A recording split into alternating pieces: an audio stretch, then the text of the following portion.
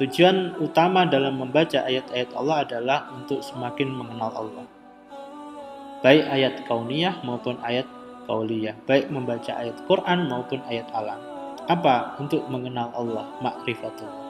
Artinya semakin Anda membaca harus dipastikan Anda semakin dekat dengan Allah.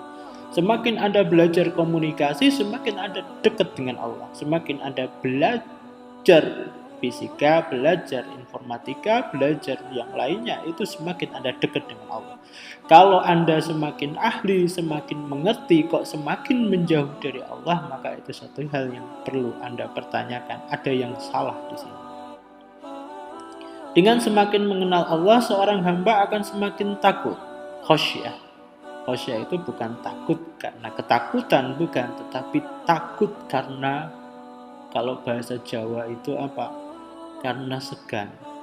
Takut karena memang memposisikan Allah itu pada tempatnya, bukan karena kita ketakutan karena tidak mau ketemu dan sebagainya, tetapi memang kata orang Jawa begitu, malu kalau saya itu kenal Allah kok saya tetap berbuat maksiat, malu ketemu Allah, malu berhadapan dengan Allah, padahal Allah melihat kita setiap saat, gitu ya. Malu itu, kita malu itu semua apa? Untuk berbuat curang, untuk berbuat korupsi, untuk tidak jujur terhadap diri kita sendiri. Artinya apa? Semakin beriman dan semakin bertakwa pada Allah.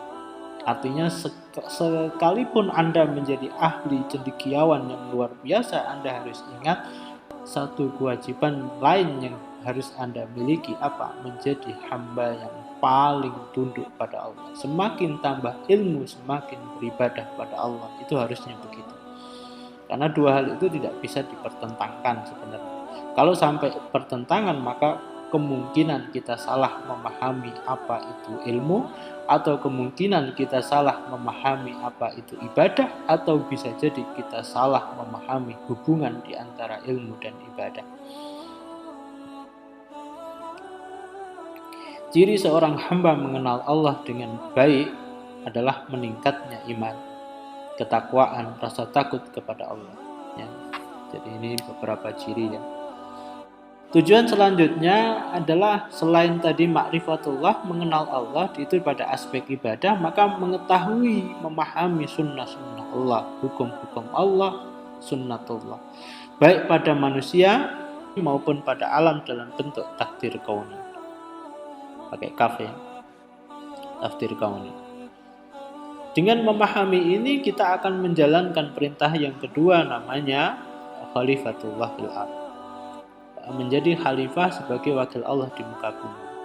Dengan memahami ini, kehidupan ini bisa dijalankan sesuai syariat Allah. Perpaduan tadabbur dan tafakkur semakin menguatkan bukti bahwa Al-Quran adalah mukjizat terbesar. Artinya apa? Intelektual ini kalau dikaji melalui tafakkur, jadi sains dan teknologi ini kalau kita kaji melalui tafakkur dengan hati yang penuh dengan tadabbur dan tazakkur, dengan zikir dan tadabbur gitu ya, maka kita akan merasakan betul Quran ini bukan kitab yang boleh kita kesampingkan. Quran itu harus selalu di depan kita. Kenapa sekarang yang terjadi Quran selalu di samping atau bahkan di belakang kita? Karena kita tidak memahami ilmu ini dengan tafakkur, dan di diri kita belum punya namanya tadakkur. Sehingga kita tidak pernah mereferensikan pengetahuan kita dengan Quran. Tadabbur dan tafakkur dalam Al-Quran itu menceritakan ilmu pengetahuan. Dan nanti bisa Anda buka di surat Ali Imran bagian akhir-akhir ini.